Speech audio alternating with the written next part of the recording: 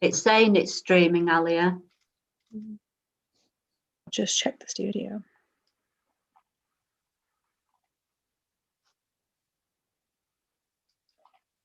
Everything looks good in the studio, Ruth.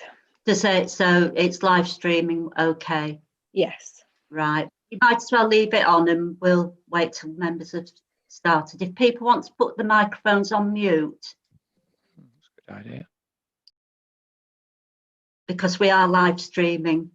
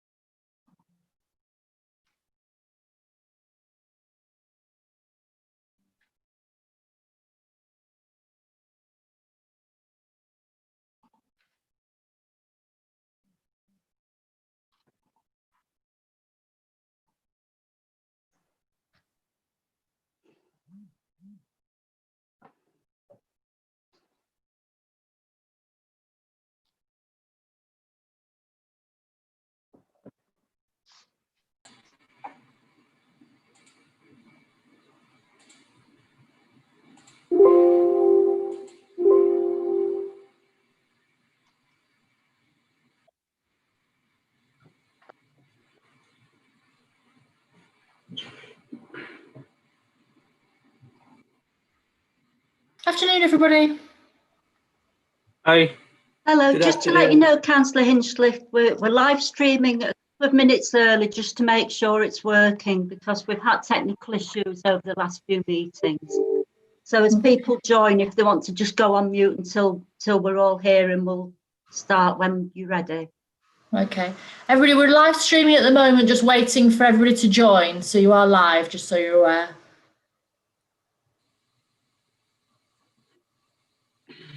How many more people have got to arrive there, Ruth? Just checking now, I think, is Councillor Jeffrey here? Can't see her. As far as members are concerned, the only one missing now is Councillor Jeffrey. Okay, lovely. And I've got the directors, they're here. Lovely, thank you. Just wait another minute or two then, thank you.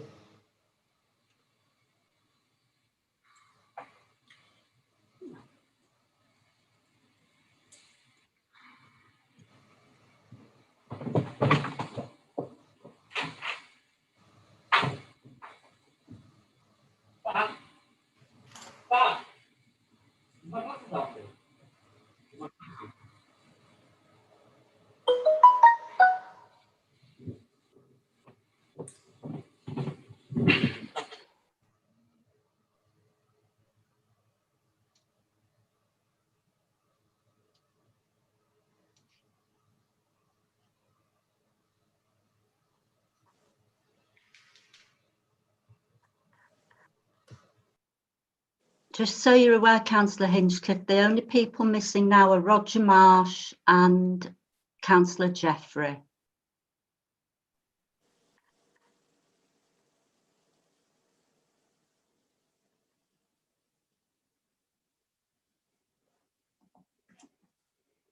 Aha.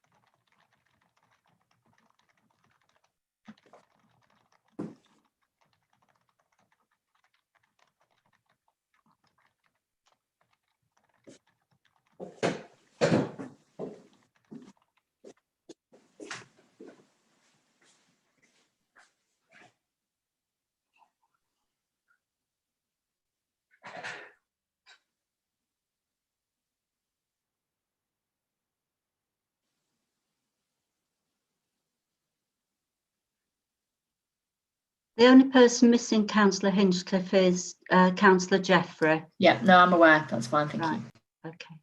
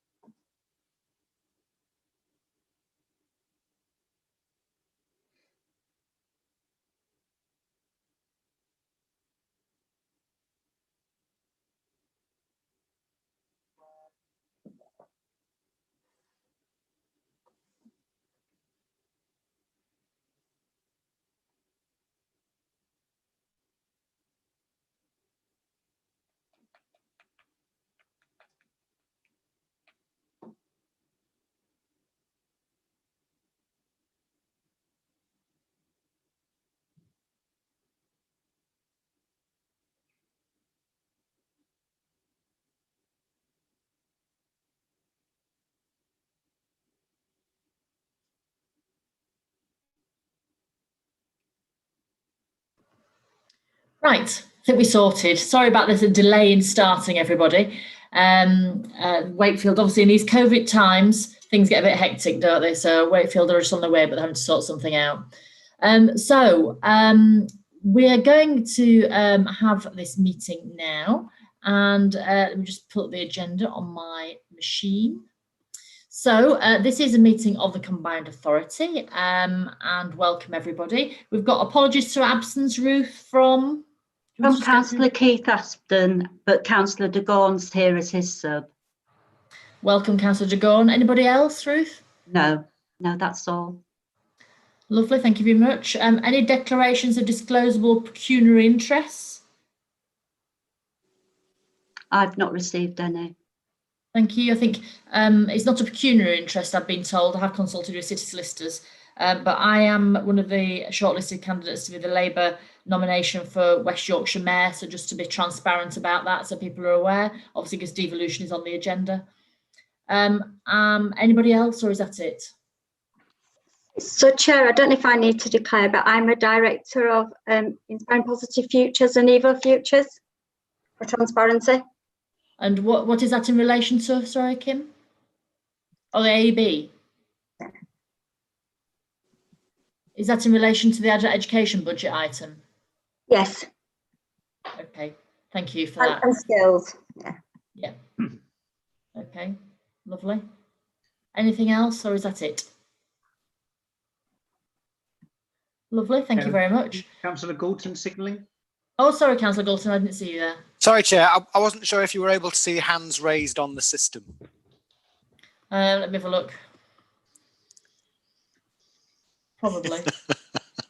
I'm juggling several different screens and it's Friday afternoon. Forgive me, Councillor I am Galton. declaring a non-pecuniary interest in the same fashion as you, Chair, as I am the approved Liberal Democrat candidate for West Yorkshire Mayor. Congratulations, Councillor Galton. Oh. Thank you very much.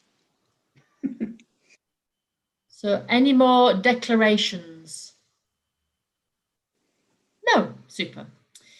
Right, so moving on then to the next item on the agenda, which I believe was exclusion of the press and public. We don't need to do that today, do we, Ruth? No, we've got nothing to exclude the press with. That's lovely, so everybody can remain in the meeting all afternoon. Minutes of the meeting of Combined Authority held on the 10th of November.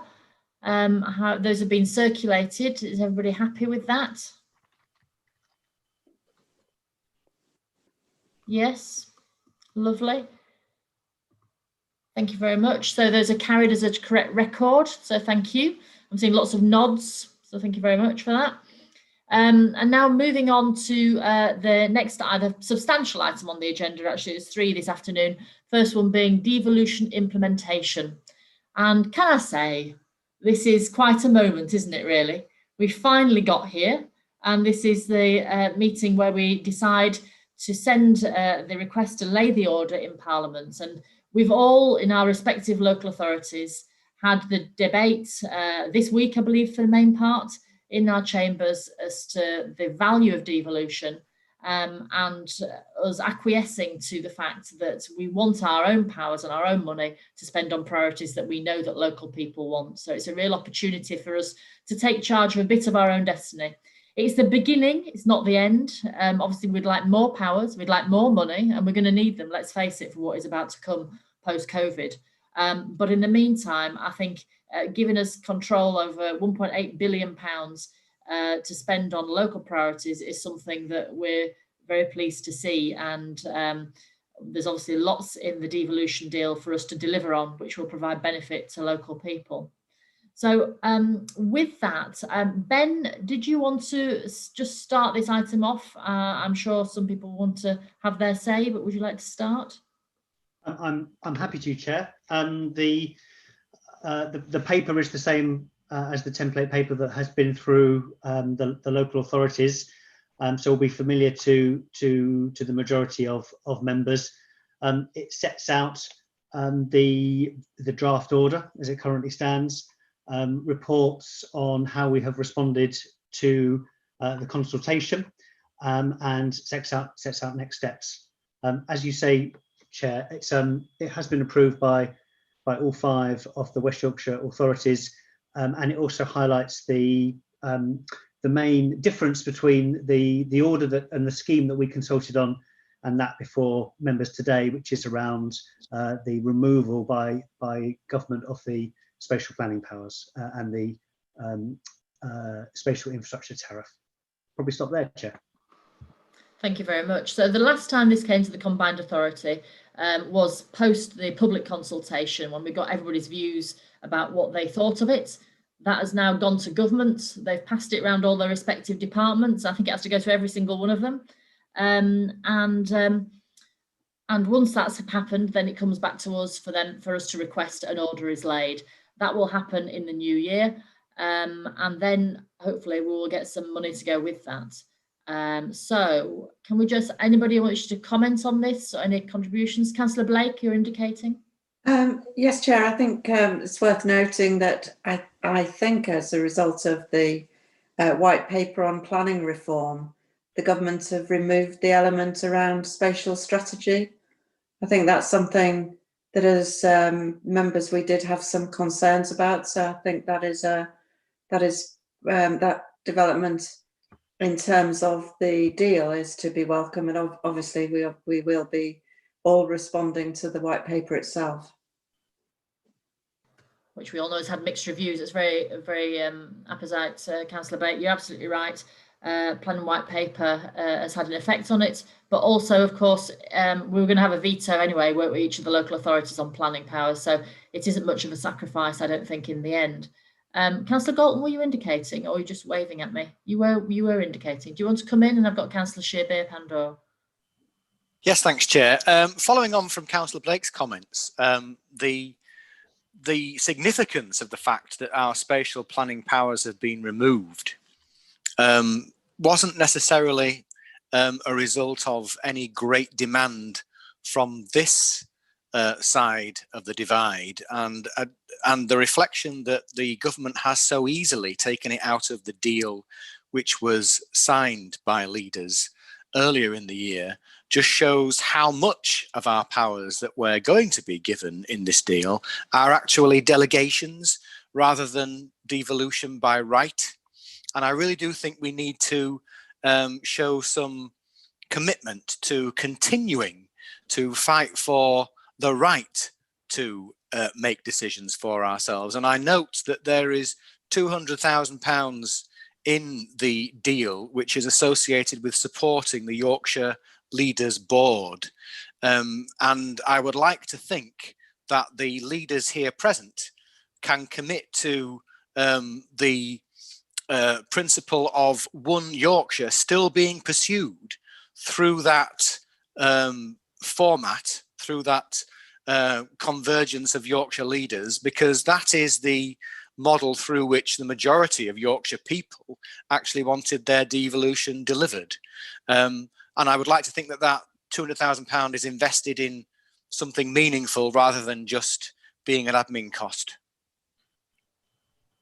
Thank you, Councillor Galton. Yes, I think I said in my opening remarks that this is a start, it's not the end. We'd want more devolution and more powers to come alongside this. Speaking to somebody who was involved in Scottish devolution a while back, they did remind me it took 23 years to get what they've got in Scotland. And therefore, but you have to start somewhere. And I'm very glad to have finally started on the journey. I think Councillor Blake might want to come in as chair of the Yorkshire Leaders Board to say we are actually doing some quite meaningful projects across party on that Yorkshire Leaders Board, and certainly that's an ambition we have to work more closely together in future. One Yorkshire was something that we all came behind and all pushed, but obviously, as you know, government said no. Councillor Blake, did you also want to come back in on your Yorkshire Leaders Board? Yes, I think the fact that we've got the resource to continue with the Yorkshire Leaders Board is a very positive element of the deal for us, and it's been very interesting over the last week that the government has chosen to communicate with us on the vexed issue of which tiers we're going into as a Yorkshire footprint, and all the leaders and chief executives from across Yorkshire were asked to come together on the same call, which I found interesting. The work that we do at Yorkshire level will continue to be of enormous significance and importance, I would just like to say thank you for all the support that all council leaders are still giving to the work of the board, and we look forward as we go forward to the evolving agenda. One of the asks we've got at government at the moment is that we have they help to facilitate a Yorkshire-wide flooding meeting. We've been disappointed so far that they've split that down into district areas, and we are pointing out that water is no respecter of administrative boundaries, and we all know where water rises in different parts of the region, it can then go on to have devastating impacts in other areas, as too many of us know to our cost. So very pleased to acknowledge the commitment and the resource there, and look forward to taking the very important work at Yorkshire level forward. Thank you, Councillor Blake. Councillor Pandor. Thank you, Chair. I think this is a huge moment for West Yorkshire, because I think we're the last of the core cities that are going through this process. So this is come at the right time, but we can't really waste any more time. We've all had the debate in our council chambers, and I don't want to rehearse some debates, but I think we all share the same concern. All our groups, we have members that are behind each one of us, some more, some less, but they are members who represent the grassroots of our communities, and that's the, I think we need to just be mindful, because I think the key thing really that came out during the debate was the accountability element of the mayor. My view is the accountability of the mayor is probably going to be better than it is at the moment from a combined authority point of view. Because at the moment, we are if we want to apply and bid for big infrastructure projects, we've got a whole hurdle of regimes to go through, bidding processes, red tape, and then things change, and then we just get put back on the queue. So this is a huge opportunity for everybody in West Yorkshire, where we can actually start to invest in big infrastructure projects that can actually start the levelling agenda proper. The government's committed to the levelling agenda, and I completely welcome that. But you can't level up unless you actually start to put the nuts and bolts and the infrastructure in place, because otherwise you just can't move forward. Also, it's come at an opportune moment on the back of the recovery. We are all in a situation where we're going to see mass economic deficits that are arising from each and every one of our authorities. And Leeds City region, which is the engine of our region, will need to actually take a lead on that. What I'd also like to say, Chair, is the accountability element. Each authority, I'm sure, was talking about a regional type assembly, and my response was that would be the ideal, but that's not on the table, and it's not being on the table for the other deals that have taken place. But what we need to do is we need to start on the right foot, which I think we are, and the mayor, whoever he or she may be, I hope it's a she, because we don't have enough. Well, we don't have any women but mayor. So me personally, I hope it's a woman. I hope she actually embraces the agenda in terms of making sure that the communities are engaged properly. In terms of the one Yorkshire, that was the ultimate prize, and I think that is still on the table. When Boris Johnson came up north to Rotherham after the big conference we had, he actually gave a commitment, and I to be honest with you, I actually believe in what he's saying.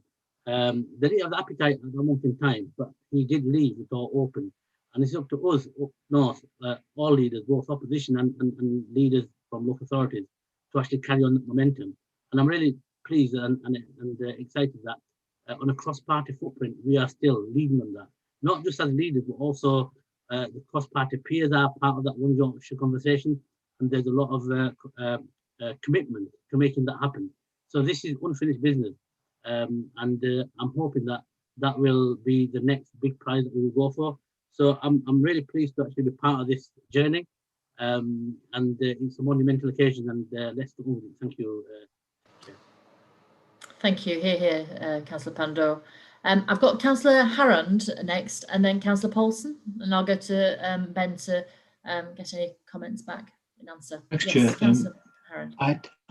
agenda item 2.12 refers to scrutiny under improved expanded authority, which gives me a peg time 2 minutes to comment on that, an update on where scrutiny, overview scrutiny has reached so far. We've had a working group which went away to look at all other mayoral authority scrutinies and regional evolutions and to see what the alternative might be.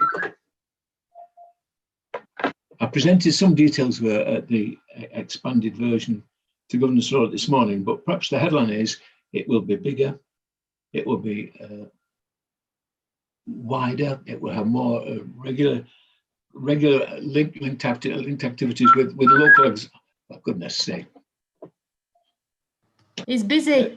I pay people to do it to give this wrong impression. It will have strong links with regional and local scrutiny, and will have platforms, subgroups for ward councils and the public to participate in scrutiny of the combined authority schemes. Extra resources are going to be necessary. There's no way we can do it on the present scale. The proposal we have, which is something approaching a select committee, is not the current system plus a given percentage. It is a fundamental change and nothing like the status quo. A significant expansion of the current scrutiny activity. Now, I can well understand that at present, the organisation of overall scrutiny after next May isn't a priority in meetings of the leaders. But I repeat, if we don't get it right now, whoever is leader of Mayor of West Yorkshire after may think they have other priorities with public money than spending it on scrutiny resources. So if we don't get it right now, we don't give it the right status and resources in the next 6 months, we might be years regretting that we didn't get it right now. Thanks, Lord Mayor. Thanks, Chair, sorry. Thank you. Thank you. Just to give you some reassurance, Councillor Harrand, absolutely, it is very important. We cannot do scrutiny as we do it now, given the scale we are going to be delivering. And therefore, I mean, we've yet to really discuss it as leaders and this forum, that haven't we really, but I would be very much in favour of getting more members involved, because I want every local authority member in West Yorkshire to feel that they're part of the West Yorkshire devolution. I think it's really important that every member understands what it's about and scrutinises accordingly. So absolutely, you're right to challenge that, and we'll make sure that in good time we make sure that proposals are put forward and talk to yourself as well about the views of scrutiny in that. Thank you. Khaled is writing every word down. Councillor Paulson, and I've got Councillor Swift as well, who's been patiently waiting, so apologies, Councillor Swift. Thank you, Chair. Great minds obviously think alike, because I was going to raise the question of scrutiny as well. It is so important going forward in what is a new organisation, and just to welcome the work the existing scrutiny committee have been doing, looking at this with their working groups. The other point I just wanted to say was, I think we do have to give the government credit here. We're in a pandemic, yet they are still continuing with this. And getting this order together, a couple of weeks late, but we are there and thereabouts now. And it is an unprecedented deal, as we've previously said, for West Yorkshire. And, it's a considerable amount of money over the 30-year period. And something I hope that we can maximise to make sure that every city, town and every district across the West Yorkshire Mayoral Combined Authority will benefit to its absolute maximum. I think some people out there, if you say to them, what about this mayor and a mayoral combined authority, will look blankly at you.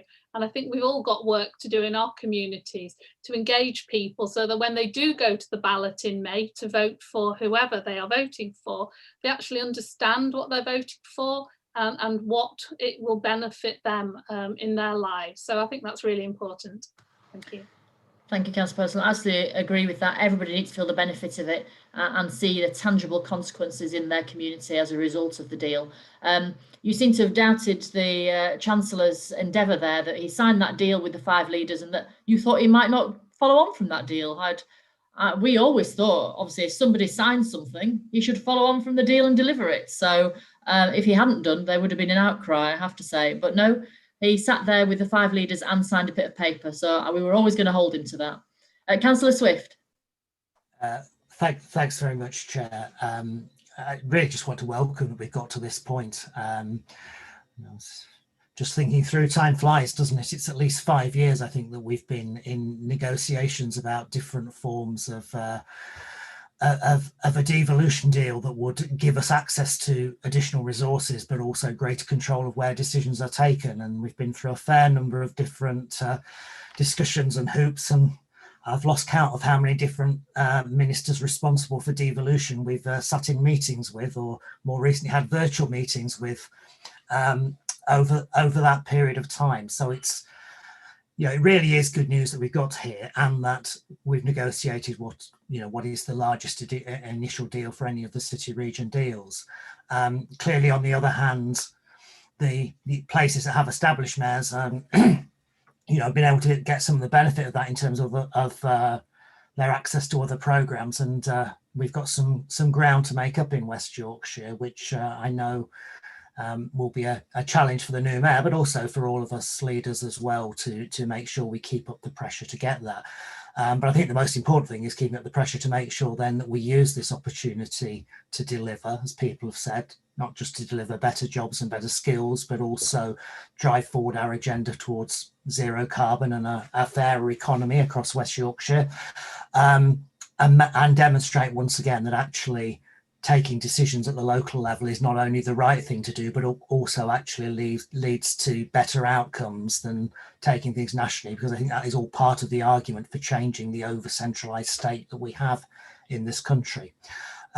Just finally, I hope we can also place on record our thanks to the officers who work with us on this, because if we've had dozens and dozens of meetings and time and papers, I know that they have had many, many more throughout this period, often working at very short notice to produce updated reports, respond to queries, etc., and really have played a huge role in getting us here. So I hope we can record our thanks to them, both in WYCA and our chief execs as well. Absolutely, Councillor Swift. I think we would all agree with that officers have maintained their calmness throughout, sometimes quite fraught times, and still managed to develop all the policy making that we needed to time, and with the right quality in the papers, so we could present and get a good deal. So absolutely, I'm sure we'd all be on board with that. Roger, did you want to just come in there? Thank you. Yes, and I'd echo what Councillor Swift said. Some of us have been around this for quite a long time. We've had many near misses, so it's a tribute to everybody's perseverance, let alone patience, that we've got this far. And I'd like to echo my thanks to the likes of Ben and his team and those who came before him. Yeah, my question was more in this new world of an MCA, and I put it in the chat, and maybe it's something to take offline. To what extent those not necessarily elected, but who have a serious interest in the shape of things to come and how things are done, how they play a supportive role in that enhanced overview and scrutiny aspects that Councillor Harron mentioned. I guess I'll be interested in that. And the second point was just a clarification, one of timing. I think you mentioned the order being laid in early New Year. Is that the case, rather than it being whatever the right phrase is, approved in the new year? Because I understood it was going to be laid prior to Christmas, but maybe there's been a slip in the timetable. I think there's just a difference, Roger, between the talking about it in Parliament and the actual piece of paper. And I'm more interested in the actual piece of paper and the money that comes with it, as opposed to the talking about it. So I suppose that's what I'm fixed on, really, is when do we get the money to spend as we need locally? Therefore, that was my confusion that I gave you there. So apologies. Well, it may be my confusion compounded as well, Susan, in that I understood that once the order was laid, that they started to cut the cheque, but maybe I'd misunderstood that it has to be approved before the cash is in the post. So I'll bring Ben in a minute, but I'm just noticing Councillor Lee was wanting to ask a question.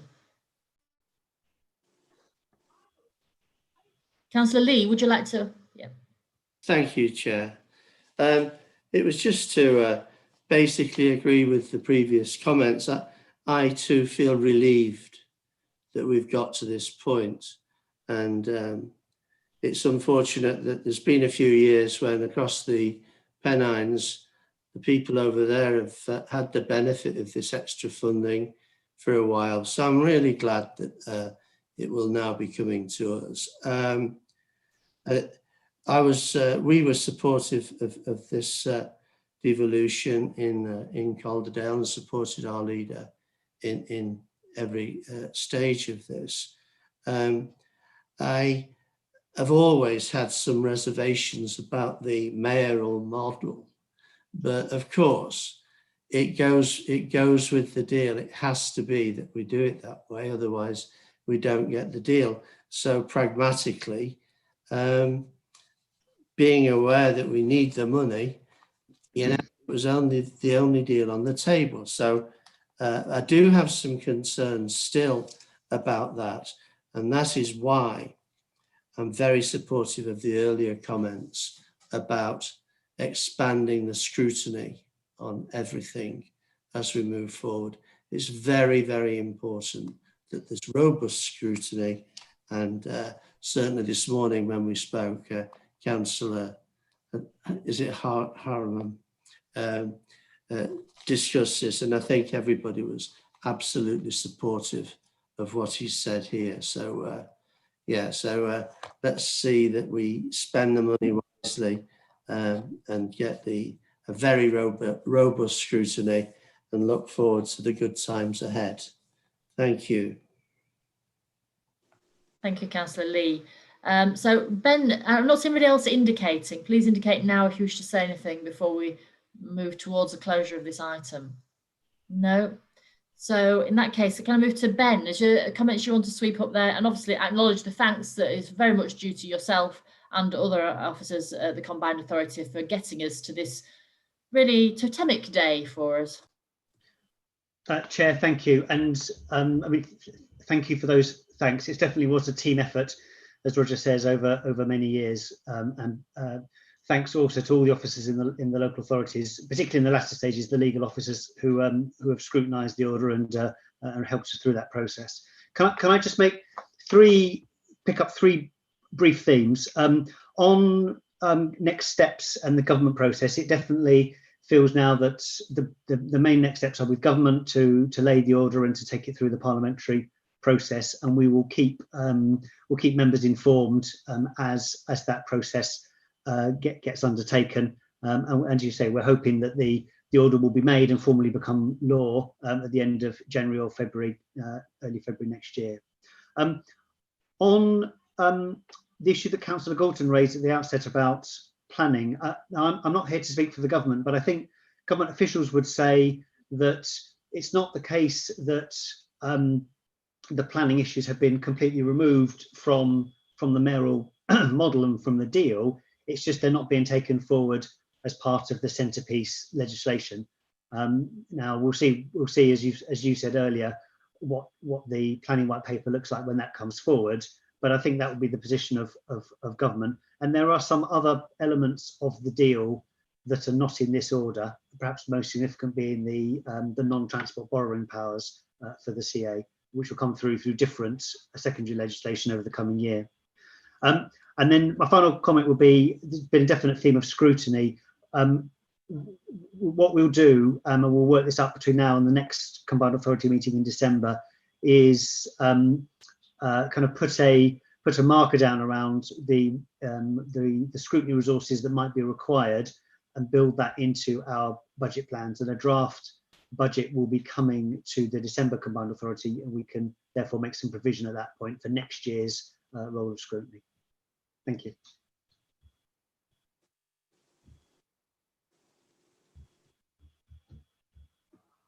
Thank you very much, Ben.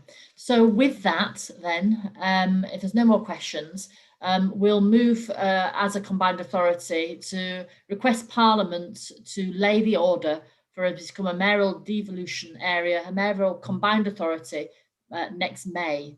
So I think it's worth putting our hands up for this. Could I see all those in favour, please show? Thank you very much. That is unanimous. Thank you. That is done. The deed is done. And that is wonderful news. So it goes on its next stage, and we shall all have to watch it on Parliament TV, won't we? That'll be a treat for us to look forward to. So now then, we move on now to the next item on the agenda, which is the adult education budget. Now, of course, this is also devolution related, because we wouldn't have this item on the agenda at all if we were a mayoral combined authority. This is a 64 million pounds that gets devolved to us to spend on adult education, particularly level 1 and level 2. And it becomes to us to commission that now from now on, and is a first step on us taking charge more of the skills budget that gets spent in our region. It's a small amount. I'd like to spend a lot more on skills, and more of that later in the agenda. But in the meantime, Brian, are you presenting on this item from an officer point of view? Yes, can do, Chair. Yeah, the adult education budget's great news, £63 million delegated to the region.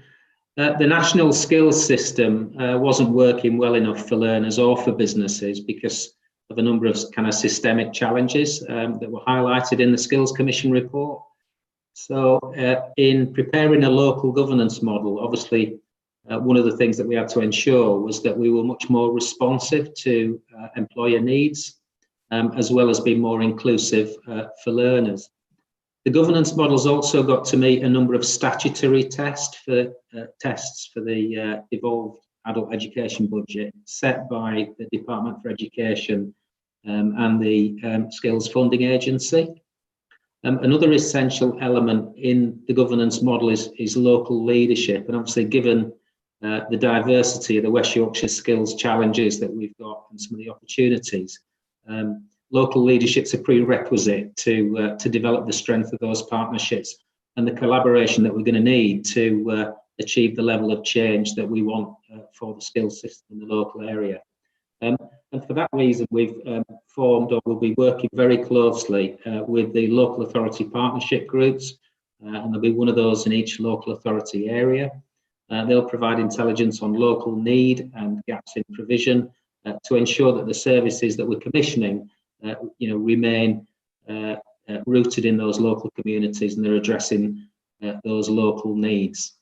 In terms of managing the actual contract, there'll be a performance officer group. That's the proposal, which will be accountable to the combined authority. And the officer group will be responsible for the contract management and providing regular updates to the combined authority, as well as recommendations on the outcomes of the AEB strategy delivery, the annual funding requirements and priorities, the commissioning strategy, obviously supported by robust labour market evidence, the funding allocations, as well as performance and risk.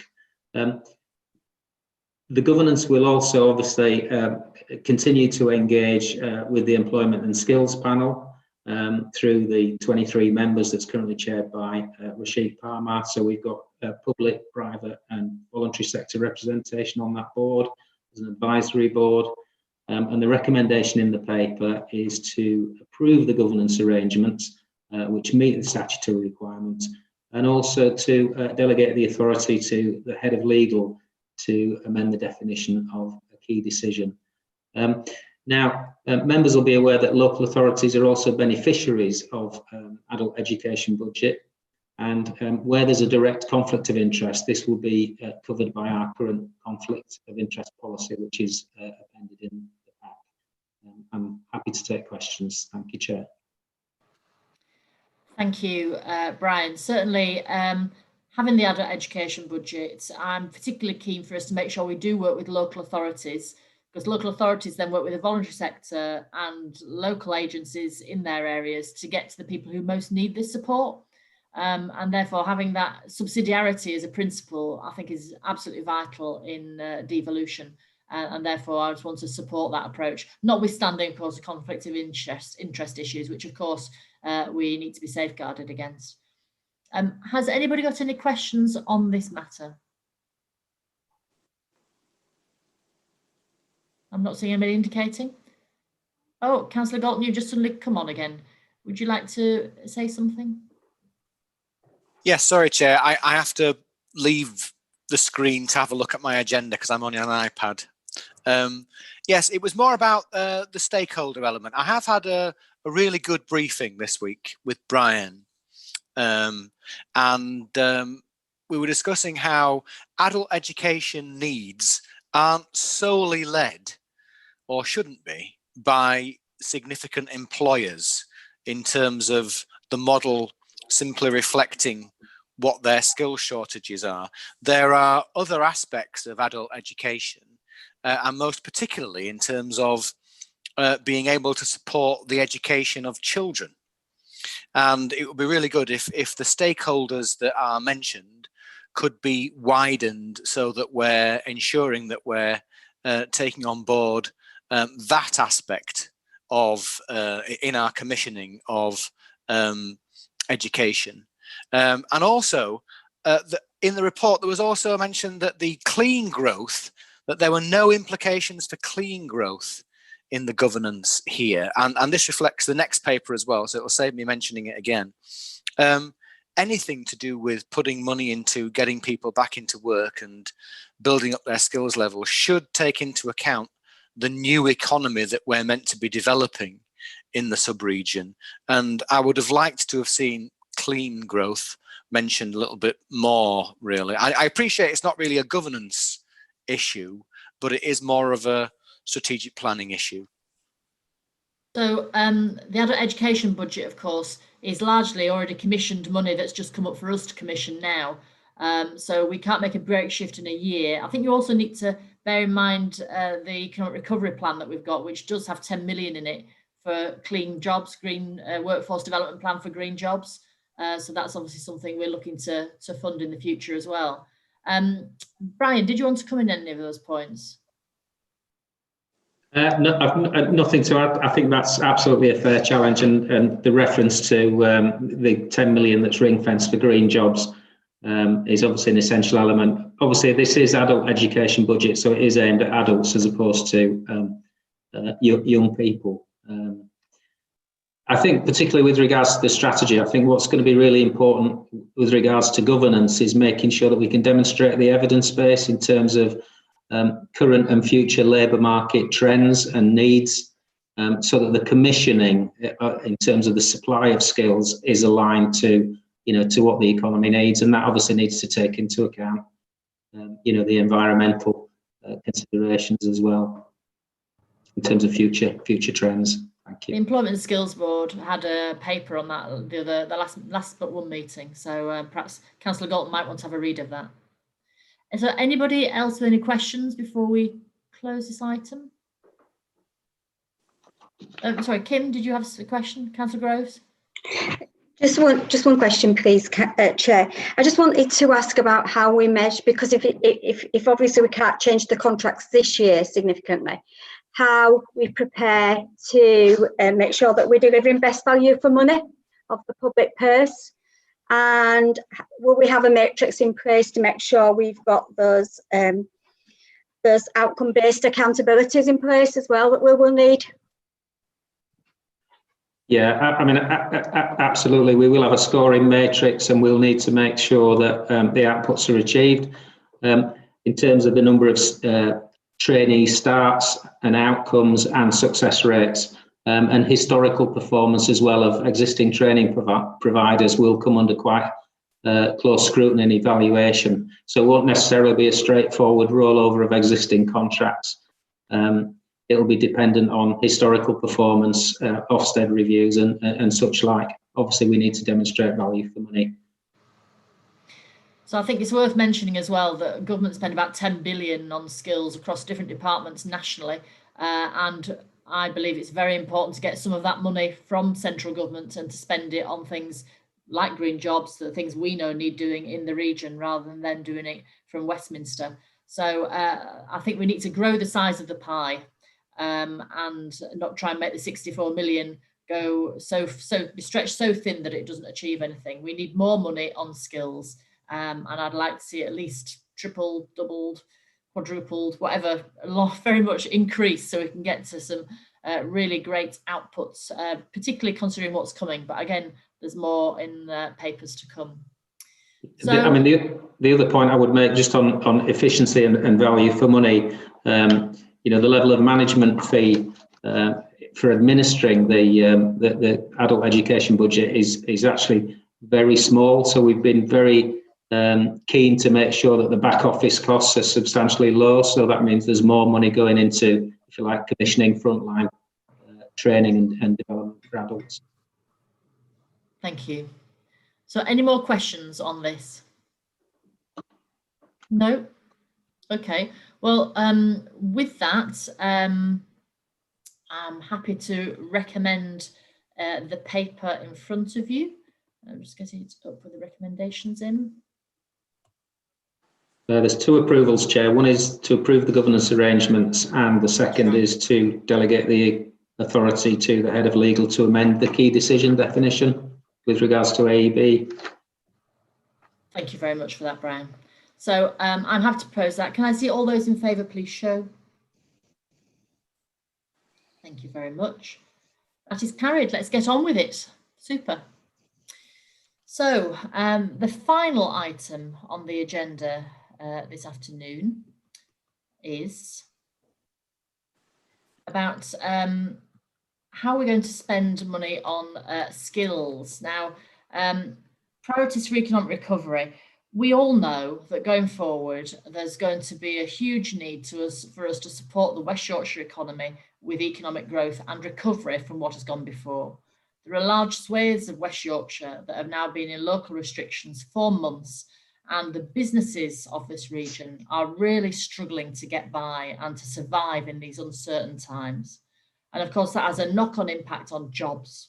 So West Yorkshire Economic Recovery Board, where all the leaders have a place, we were looking at economic forecasting, which said in the worst case scenario, next year we could be looking at 58,000 jobs gone and 14% unemployment. Now, when we look forward to that, we have to start planning now to make sure that post-COVID, and I keep saying there will be a post-COVID, we're ready to hit the ground running and to support those people who need to get into work fast.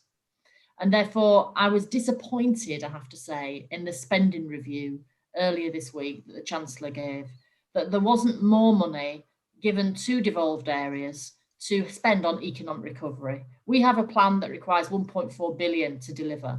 And Roger will say several times, I've learnt this from Roger, that for every pound spent in the West Yorkshire area, £10 goes back to the HM Treasury because actually we're good value for money. It's not about the begging bowl, it's just about saying invest where the potential is, and we have potential in our region.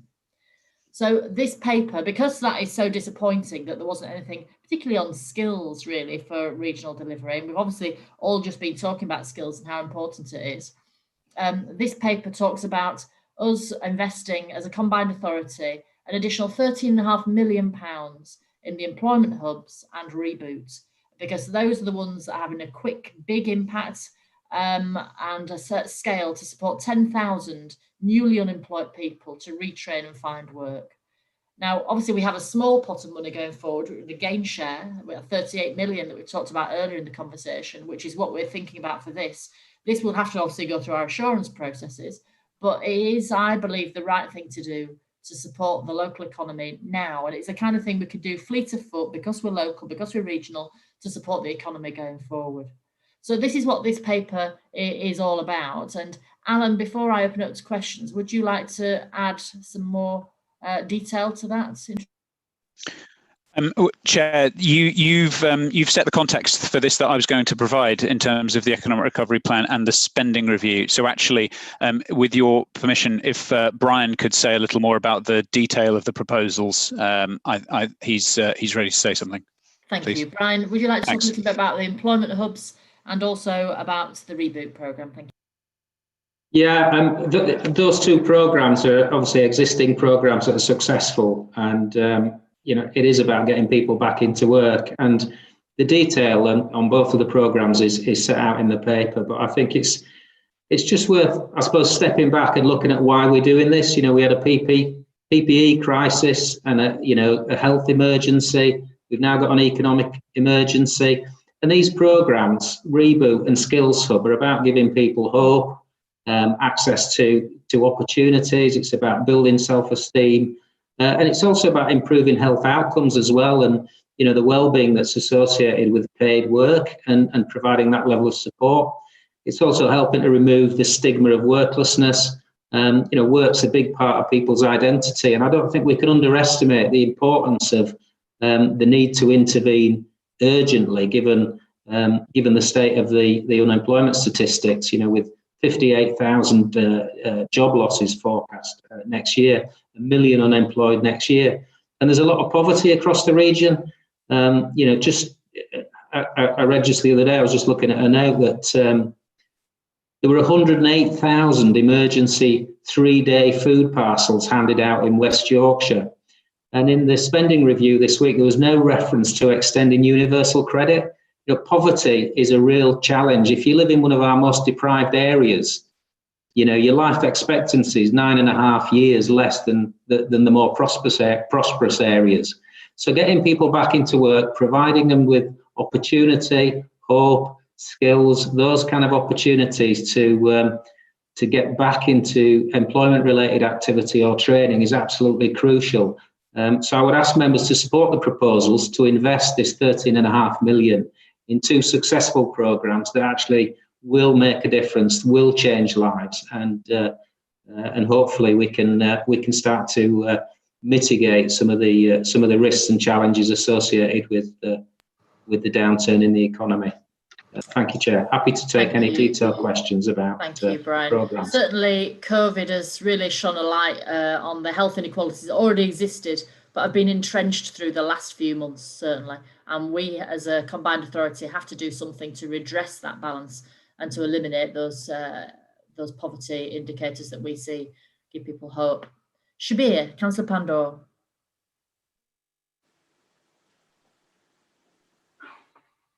Thanks, Chair. Just a few comments in terms of what we've got in terms of challenges moving forward. The Treasury has been quite popular, hasn't it, in recent months, because they've actually pulled out all the stops to make sure that jobs are safeguarded and the economy is somewhat stayed intact. And I fully get that and I fully support that. But I think the bigger question is, and I think that's where the previous speaker forgot his name, sorry. But anyway, the government has actually missed a trick, because the Treasury, to actually change its focus and the way it carries on, needs to actually look at opportunities moving forward. And that's where the stuff that we talk about in terms of inclusive growth and addressing the massive inequalities that are moving forward and the opportunities we can create as a combined authority moving forward is at its greatest. So I hope that we as a combined authority can start to lobby government more, and especially the Treasury, because if you look at, in recent years, if you look at all the government departments, there have been some massive changes and transformations. The only department that's not, in my view, has changed to actually gear up to the challenges moving forward in the Treasury. You know, they still operate in a very, very sort of like, you know, a prescriptive and a very sort of like primitive way, and they're not really understanding the agenda in its purest sense in terms of levelling up. If the government is really, really committed in levelling up, I think we should actually start to engage Rishi Sunak to say that, you know, you actually now really need to actually shake up your department to actually address the issues that you really are committed to. But unless he actually changes the whole of the Treasury function and how it goes about doing its business, yeah, we're not going to move forward. Just another thing to just give an example of the recent second lockdown. If we actually had that circuit breaker when Sage advised, the Office of Budget Responsibility said recently that if they did have that circuit breaker when it was asked for, that would have actually saved £12 billion, and that money would have gone back into Treasury. So there's something that's not connecting up at a national level. And I think what they need to do is they need to take local leaders, combined authority leaders, mayoral leaders more seriously in terms of making sure that we actually operate hand in glove and in a joined up way to make sure we actually do start to tackle the huge inequalities that we so desperately need to actually address. Thanks, Chair. Absolutely, and I'd add DFE and DWP need to be less centralised as well, Councillor Pandor, just to your point on skills in particular. Yeah, Chair, yeah, that's a really good point. If you look at the way the DFE actually created the opportunity zones, and I think Bradford's one of them, that started to make real big impacts. So it's the small changes, right, that need to actually, the small levers that need to be changed in the right direction for the biggest impact to happen. And you see that in Bradford, attainment is actually improving. Thanks, Leah, Chair. Thank you very much, Councillor Pandor. Councillor Lee, and then I've got Roger Marsh. Thank you, Chair. Yes, I agree with the paper setting out the priorities for economic recovery. Of course I do. But I think it's significant that this is really in recognition of the very significant effects of COVID on economic growth and the outlook over the next several years. You know, all of the forecasters worldwide are saying it's going to be very difficult to get back to where we were before. And so we can't expect economic growth at the levels that we've enjoyed over certainly the next 5 to 10 years. And so I've spoken to Alan Rees about this, but because there's now a recognition of that lower economic growth, I think that we need to be careful and review the various projects and plans that we have within the combined authority, which have made different assumptions, and then made assumptions of higher economic growth than is likely to be the reality. So I'm concerned that we don't get caught out by not knowing that predicted results of the various projects might be severely compromised by this COVID event. So it's just a call for caution. Thank you. I mean, I think the priority, at a time of deep recession, is to invest in the people of the country. And I think that's never a wasted resource. And I think that's people-powered economic recovery is what we should be doing. And notwithstanding the difficult state the country finds itself in, we have to believe in our people. Roger, do you want to come in for a question? Yes, thank you, Susan, and thank you for that compliment. Just to be absolutely clear for other colleagues, it's a pound from the taxpayer blended with at least 4 from the private sector hopefully doubles our money and gives us that 10 uplift. And I'm pleased to say that to date, pre-COVID, we were doing better than that when it came to leverage, and hence the success we have enjoyed, and we also want to build back as quick as possible. I'm also encouraged by your point about the gain share being enabling us to be even more fleet of foot than we have hitherto. And I'm guardedly positive about the level of interest there is in the city region from inward investment. I can tell you, as of this morning, there are 3 significant inward investments to the UK where the city region is now the preferred UK location, which is a very positive news. That's not any sense complacent, but a degree of continued confidence in what we've all been trying to do over many years.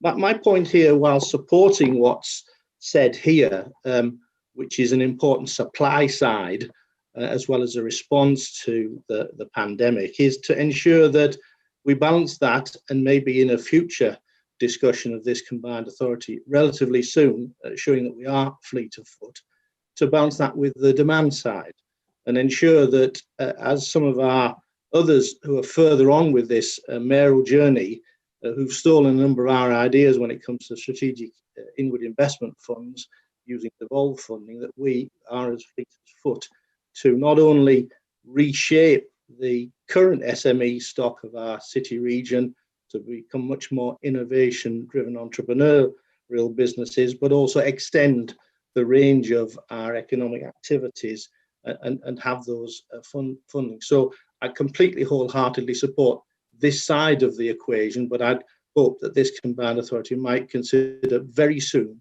very quickly, perhaps using some of the funding in the next couple of years to further facilitate the enormous interest there is in the city region to have even better jobs that will help fuel that inclusive growth agenda that we all hold so dear to our hearts. So thank you, Chair. Thank you, Roger. Certainly good news about that inward investment propositions, and hopefully that will come to fruition. That's great. Councillor Blake, did you want to come in?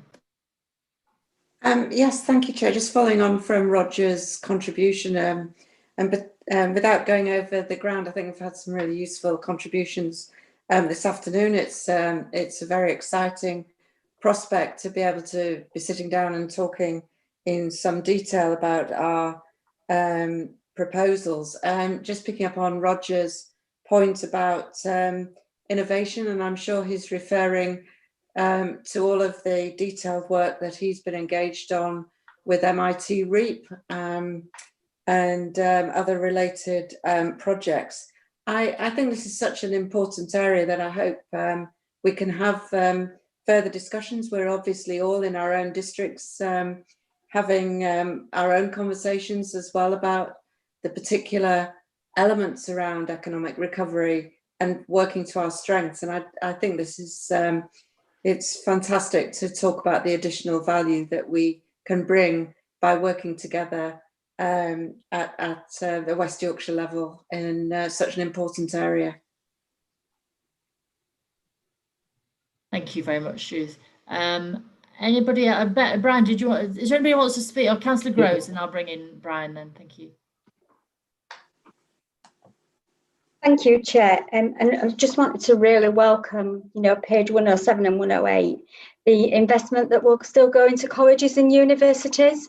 We can't underestimate the impacts that COVID has had on young people and will continue to have going forward. So I think that's really important that we're investing in those. But I don't think we can underestimate something that Brian alluded to, that generational stigma of unemployment, and then young people will be even further away from the labour market as the opportunities shrink in terms of economic opportunities. I also wanted to raise about how we retain the people with skills in our region, so that we haven't got the drain away from universities that we've seen in past years, and how we do attract those companies. Roger Marsh and Councillor Blake were talking about to West Yorkshire, so that actually those graduates don't feel that they have to move away, and that we've got those opportunities there. So I think there's a lot to discuss on this, but really welcome the paper, and I know that you have been a driving force behind it, Councillor Hinchcliffe, so thank you. Thank you very much, Councillor Groves. Brian, would you want to just respond to any of those points? I can't see anybody else indicating, so okay, yeah. I mean, just briefly, obviously the supply of skills is one side of the coin. The other is, demand, from businesses and creating the job opportunities. And obviously, entrepreneurship is a central element of the recovery strategy. There's a target in there of 20,000 business startups, new business startups. So I think, and we're putting significant resource into that entrepreneurship agenda as part of the strategy, and obviously endorsed and supported by the Recovery Board. So I think that's another important element. The point about graduate retention is a really good one. We've got a very healthy inward investment pipeline at the moment. And one of the things that differentiates our region is the quality of graduate talent in the local universities. And if we can attract those businesses in, then clearly there's a greater chance and probability that we'll keep our, top mathematician graduates in the region, as opposed to going off to London or Cambridge. And obviously we are working with the universities and the FE colleges to look at what we could do to retain that top talent. Thank you. Thank you, Brian. Roger, did you want to briefly come back in and then? Yeah, just for the benefit of colleagues, because I think it's an important point in terms of matching that demand side, as Brian talked about with the obvious supply issues we want to address, is that the challenge we've faced, and I take some pride in the successes we've all enjoyed, and I've had a hand in, is about having that fleet of foot. When I'm talking to major corporations who are thinking about coming here, who already know where somewhere else in the world might be helpful to their investment, for us to be, it's not necessarily our note to ability to deliver and move at pace, as well as some of the conversations I've had recently over the last couple of weeks with Lord Grimstone in his new position, as to how government could step in with some central funds as well as our local funds to make up that cocktail, so that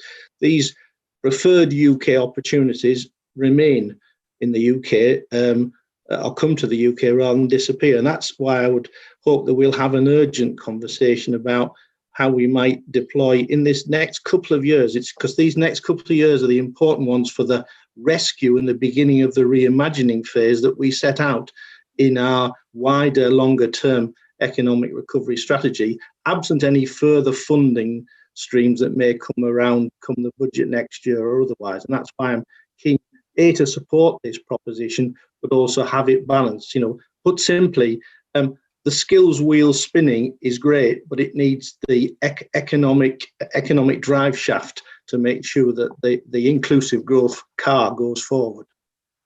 Thank you, Roger. I mean, I think none of us would disagree with the fact that it needs both sides of the equation. I think just one word of caution that I think Councillor Lee mentioned a while ago, that we need to get back to where we were before, but where we were before wasn't inclusive growth. It didn't include a wide number of people benefiting from economic growth, and therefore anything we do needs to benefit a really wide number of people and give everybody equal access to those economic opportunities. It cannot be a minority sport, growth, and trickle-down economics doesn't work. So just a bit of learning from the past there and going forward to a new economy where more people benefit. So any more questions or comments before Brian closes with the recommendations to this report? Alan? Thank you, Chair. I simply wanted to make the point that the Economic Recovery Plan, which has been agreed, which, as you've said, asked for £1.4 billion from government, contains a wide range of proposals across skills, digital, entrepreneurship, zero carbon, health tech, and so on, to build back our economy. And we have been we had some expectation that the spending review might provide some funding to support regions' local recovery plans. It has not done that. We now are in the position where we need to consider what the next set of proposals are that should be prioritised from the plan. The proposals that are in today's paper are simply the first set for approval. So it is absolutely, as has been asked for, our expectation that a future CA meeting will consider the next set of proposals for investment, stimulating jobs growth, etc. So it was just to confirm that further proposals will be brought forward to support economic recovery to the That's CA. understood. Thank you, Alan. Thank you. Lovely. Brian, do you want to just... Oh, Councillor Blake. Just wondering if that needed to be reflected in the recommendations somehow. A bit stronger than perhaps does now. Don't know. Well, it is only a proportion of the funding available, Councillor Blake. So, how's that? Good. Obviously, the gain share is 38 million, and therefore this is only 13.5. Ben, would you like to come with a solution? Well, Chair, just sorry. I don't. Sorry. It's 20%. It's nearly 20% of 2 years' money. So let's not say proportion. It's a fifth. And as I said, I don't want to be too difficult, particularly in this context. We do, to Councillor Blake's point, I do think we need to be agreeable that we go forward and very soon come forward with perhaps some considerations for this combined authority about the other side of the equation, because having moved us from the bottom of the Premier League when it comes to training and investment towards the top, this is our time to capture this, even though the circumstances are shocking, as Councillor Lee said. But we've got to remember that when we started this journey, we were a 50 billion across the wider city region, a £50 billion economy. Pre-COVID, we were 70. So we've done something right. And what we need to make sure is we bank as much of that as we can, even though it's gone south, but also rebuild with on a different gradient. And that's why I'm perhaps overly emphatic about the point, but to be positive in the spirit of what we can achieve for all our people. So I think what I was pointing out, Roger, was the fact that it's 38 million to spend, and this is a proposal for 13.5. So de facto, there is more money to spend and more proposals, as Alan said, will come back to this board. So I was pointing out that what was obvious. I thought really. Thank you, Chair. I'm with you wholeheartedly. Okay. Ben, did you want to come in there? Well, only to say, Chair, that we'll minute to that effect, that we'll bring forward a paper on this topic to either the December or the February CA. Thank you very much. Thank you. So any more comments, questions before we move to recommendations? No, lovely. Thank you very much. So, Brian, do you want to outline the recommendations and we'll move to a vote? Brian, you're on silent. We got away without saying that the entire meeting. But... Okay. Hopefully you can hear me now. The board are asked to approve the 2 recovery programmes, the Employment Hub and Reboot, to support 10,000 unemployed people across the region, with a budget allocation of 13.5 million. Thank you very much. So can I see, I'm happy to recommend that. So you can see all those in favour, please show. 13.5. Thank you very much. That is carried. Thank you. Thank you. Lovely. And I think that brings us to the end of the meeting, does it not? Yes. So can I say thank you very much then to everybody for their attendance today. And I look forward to seeing you at the next meeting. It's been quite a momentous day where we've actually made some progress on our new body as Mayoral Combined Authority and spent some money straight away as well. So that's all positive progress. So thank you for all you're doing, officers. Thank you for getting us so far. And there's lots to do in the future. And let's get going. Thank you. All the best. Bye-bye. Thank you. Bye. Thank you.